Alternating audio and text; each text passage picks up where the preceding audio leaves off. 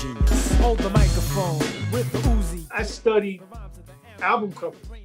You know, I studied them, and I wanted my album cover to have some sort of story and some sort of depth.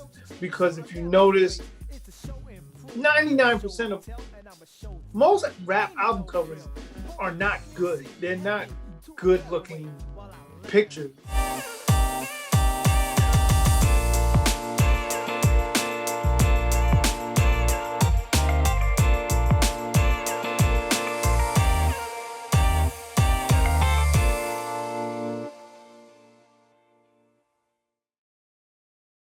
What's up, everybody? It's Soren Baker here on Unique Access Entertainment. As always, please hit that subscribe button. As y'all know, it's free.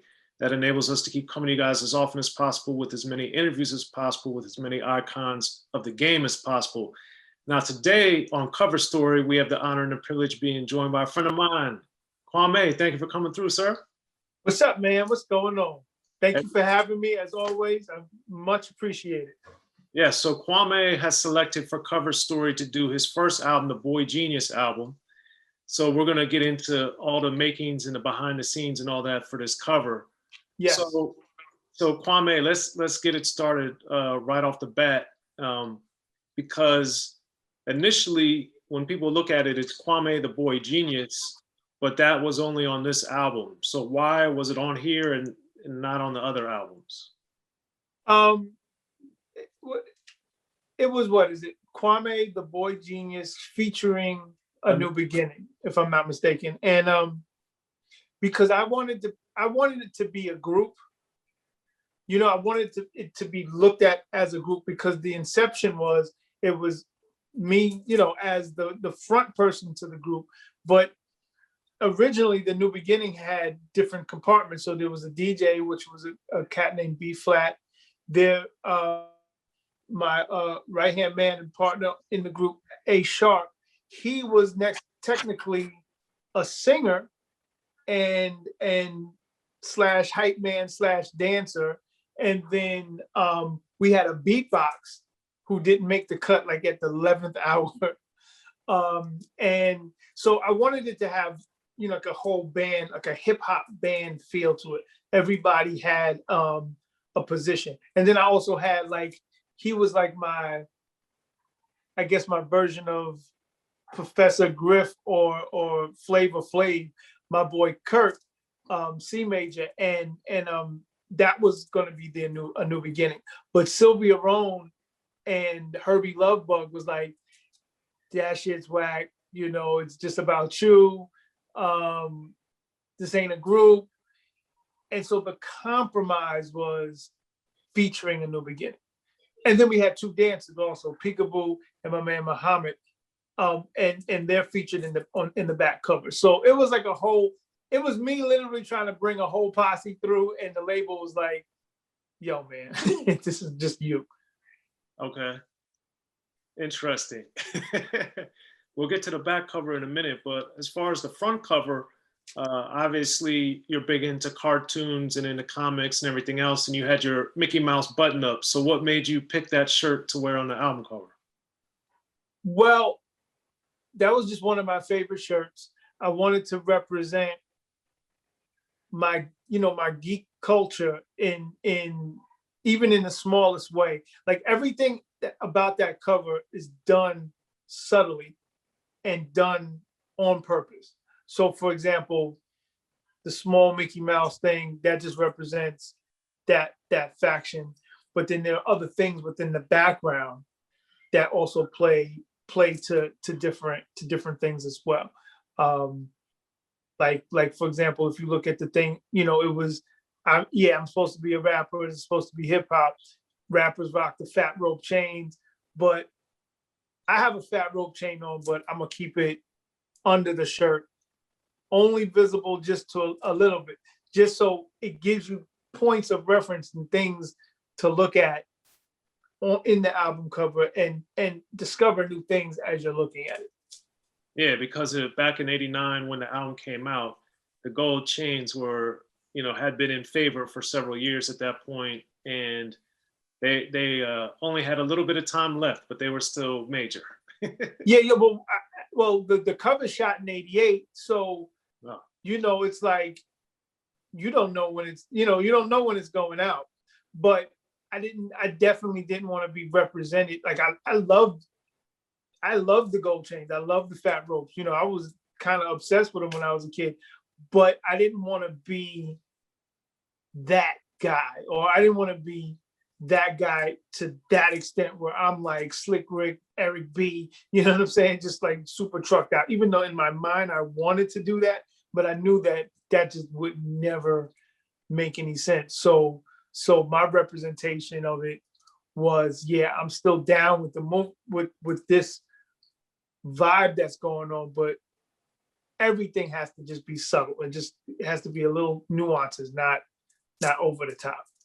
So it's interesting you bring this up because, you know, a lot of people are seemingly, from doing so many interviews over the years, some people are so haphazard with stuff, it's just random, and others are very specific and it's with a purpose. So for you, even as a teenager in 1989 with the Boy Genius album, what was it about you that you think made you be so detail oriented at such a young age? Because I studied album covers.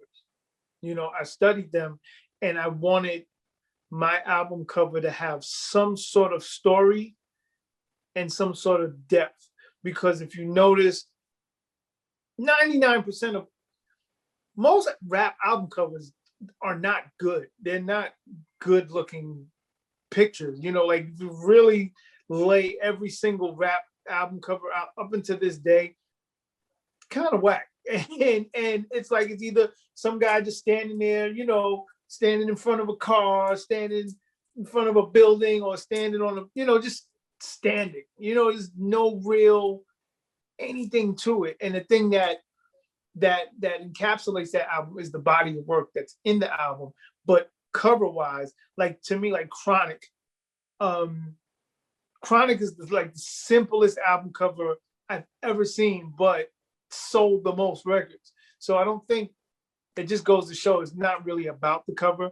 But for me, it was like, I don't know what you're going to take away from this album. I don't know how you're going to receive it. I don't know if it's a hit. I don't know anything. I just know that I put a body of work here, and I believe in the visual. I think the visual is very important.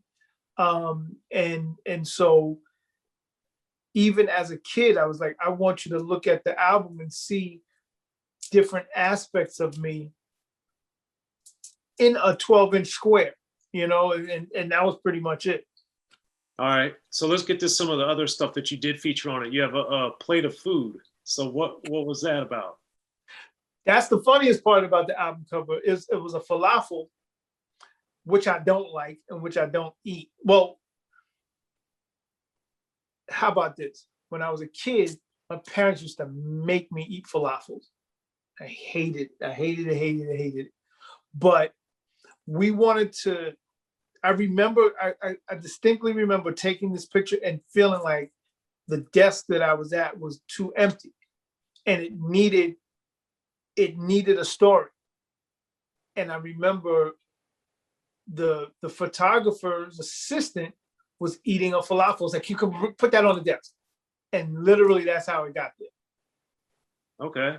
Now the keyboard seemed a lot more natural. So what was that? So the keyboard and the computer screen was to represent that the future of how music should be done. So I was kind of like Star Trek at that point, because I literally predicted the future of every producer, you know, at this point now.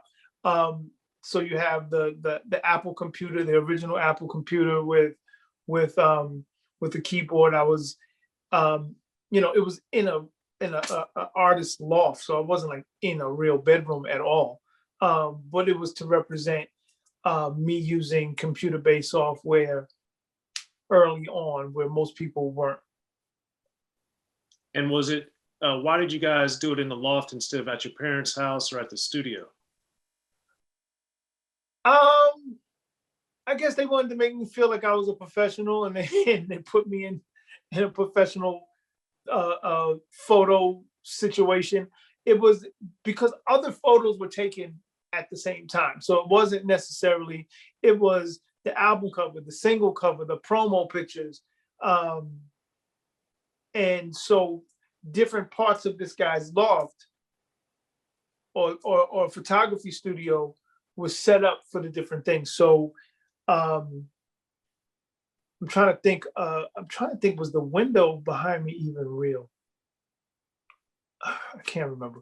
But I know that he set a part of that loft up to represent a bedroom, and it was, everything was set up. It was, you know, we have a shelf in the back, the window, and the things that were on the shelf and the things that were around it were things that I either brought to the situation or made sure it was dressed that way, because if it did represent my bedroom, I wanted it to represent my bedroom somewhat as close to what my real bedroom was like. And it really wasn't, but it felt like maybe the bedroom that I may have wanted to have. How about that? But yeah, I've had weird bedrooms growing up. And I don't know how to describe it, but I never had a normal bedroom, and I didn't sleep in a cave or anything like that, or under a car or anything. But I'm just saying, not the normal teenage kid's bedroom with posters on the wall and stuff like that. So I kind of wanted to have something like that in the background, but also represent the things that I was into as well.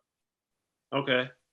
And as far as the logo and stuff, how did you guys settle on the color scheme that you went for with the lime green and stuff?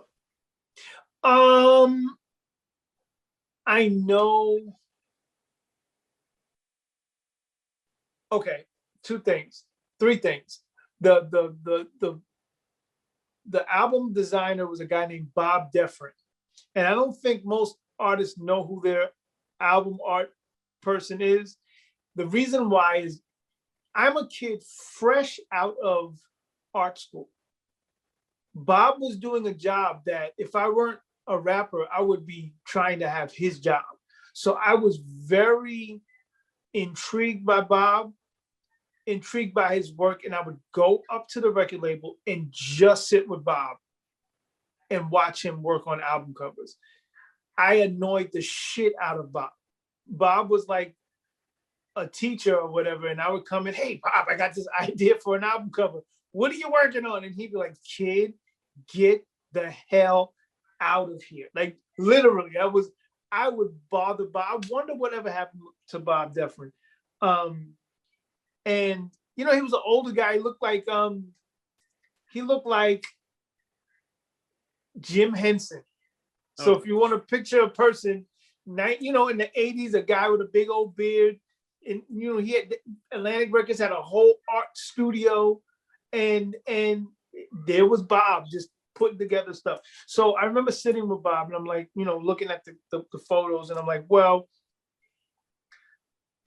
I wanted to feel vintage. I wanted to feel like 60s or 50s or 60s mod.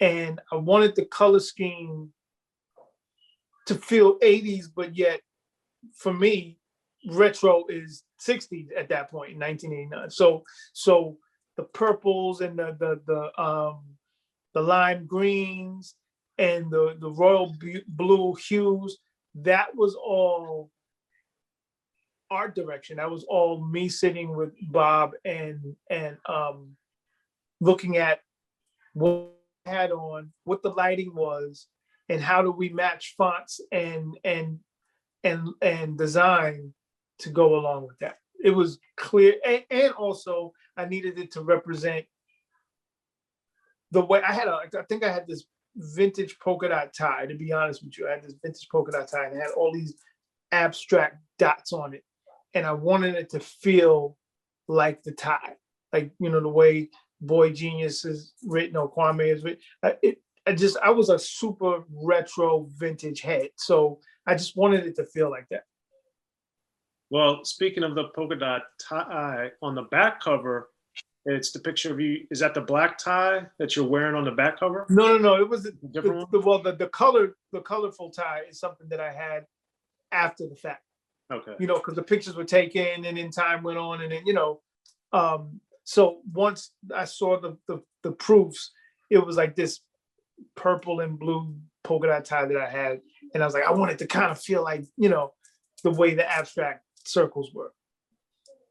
Okay. So then, Yeah, but that back cover polka dot outfit, that's a whole story into itself. But well, let's get into that. So how did that end up being the back image with the three dudes sitting in the director's chairs and you standing looking like Napoleon, I guess, or Toussaint Louverture, Toussaint Louverture or something? Yeah, you know, it's like, it's funny that the back cover in my mind is a different back. It was a total different back cover. So the back cover in my mind is not the back cover that everybody knows. So it's hard for me. Sometimes I have to really like jog my memory and reference the back cover because there's a whole other cover that happened. Wow. And the original back cover I have like on like in a frame, on this big frame on a wall. So it's like I always see what the original cover was. I want to go into what the original back cover was, and I kind of regret it. So the front cover was me working through the night.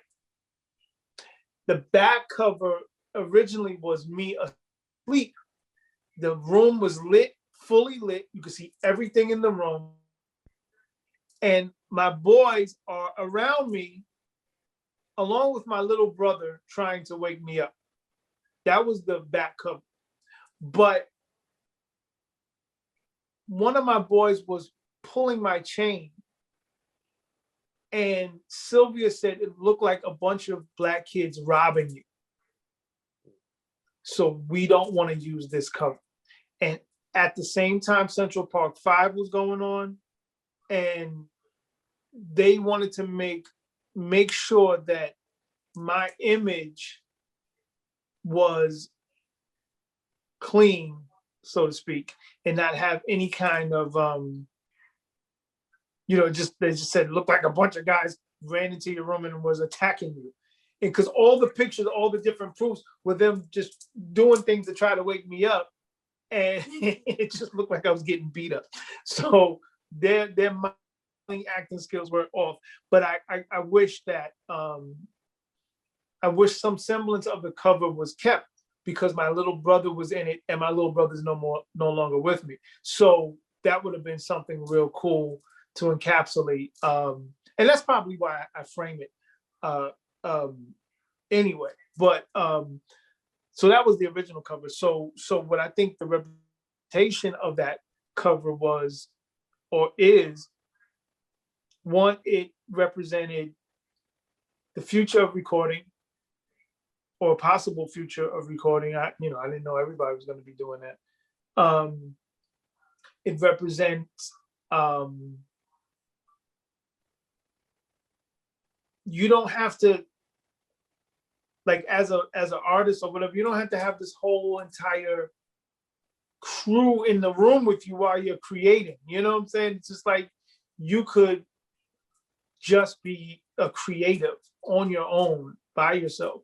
And then there's other things in the album cover that had significance, like my actual rhyme book. And it's funny, when I look at the cover, I can read the rhyme and I know exactly what rhyme that is. And that's the same rhyme. Like if you listen to The Man We All Know and Love, that is like more of a jokey, whimsical type of record. But as the record is going off, I start actually spitting. And that's the rhyme that I actually spit from the that's on the cover. It also represents that I didn't have to have a lot of money. I literally had $11.35 in my pocket, and that's what's on the album cover. You know what I'm saying? I used to obsess over Big Daddy Kane's first album and the Follow the Leader album. And that was my Walkman. I want to say the Follow the Leader tape is in that Walkman, if I'm not mistaken.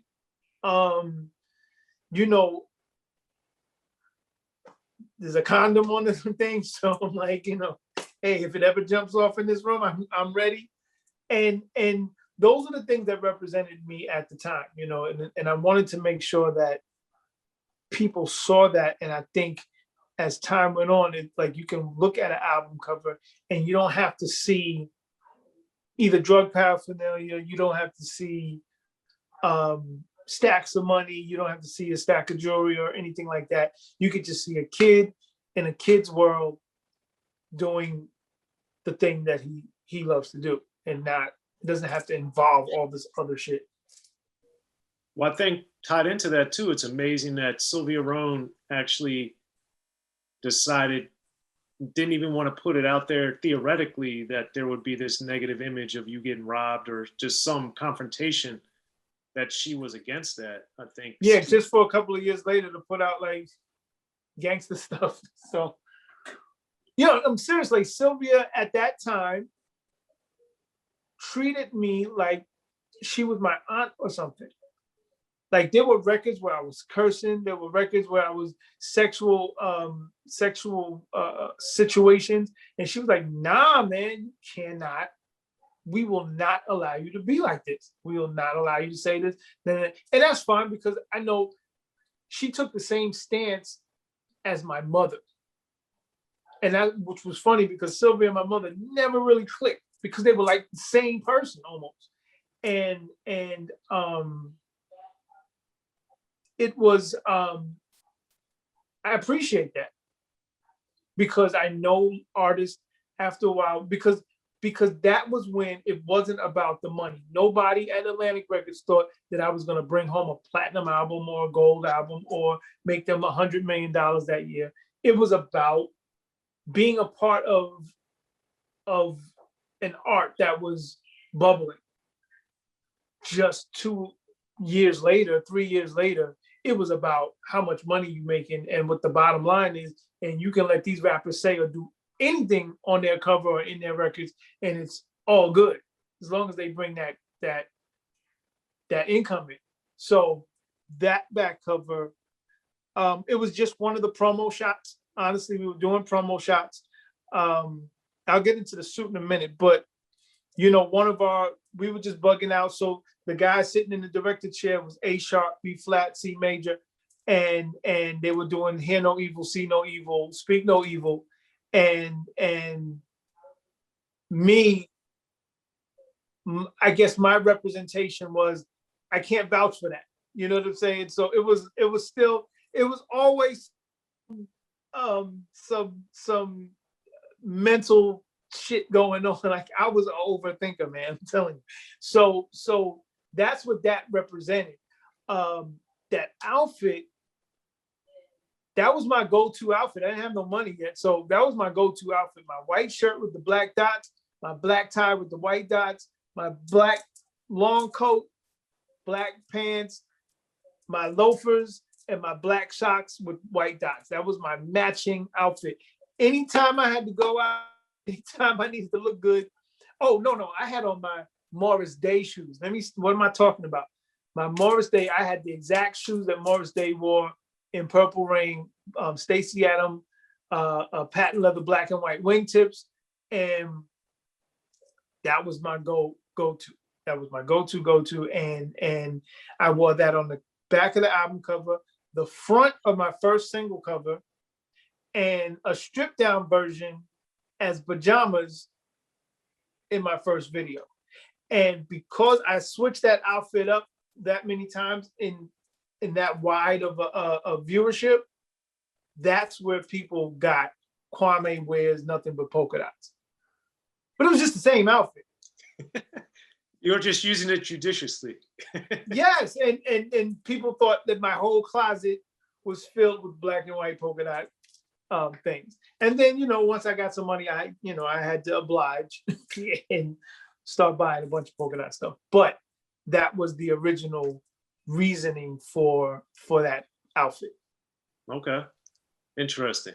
So now, as you think back of the Boy Genius cover, what do you think is the legacy and the significance of it for you and for your career? It was literally the beginning, the end of an era. It was an end of an era for a lot of artists and a lot of reasons. Well, there it is. Well, Kwame, thank you for coming through the cover story, man. We appreciate it. Thank you for having me. Be sure to check out the History of Gangster Rap by Soren Baker. He's official. History of Gangster Rap features exclusive interviews with Ice-T, Snoop Dogg, MC Ren, the D.O.C, and dozens of others. The History of Gangster Rap, a definitive look at how Los Angeles changed rap forever. In Los Angeles, the streets definitely set the tone of the hip-hop music. At 19, I got a $50,000 car. My whole angle always was, I'll be street, but I will always tell you the horrors that go along with this life. There will be penalties and casualties for just wearing the wrong color in somebody's neighborhood. And once gangster rap made it from the streets to the TV, the genre exploded. With Fab 5 on Yo MTV Raps with NWA. Yo MTV it just catapulted us from being local heroes to national gangbang rappers. The History of Gangster Rap discusses it all from 1980 up till today. It's always gonna be shit happening in the streets. You know what I mean? So it's always gonna be something to talk about. The History of Gangster Rap in stores now.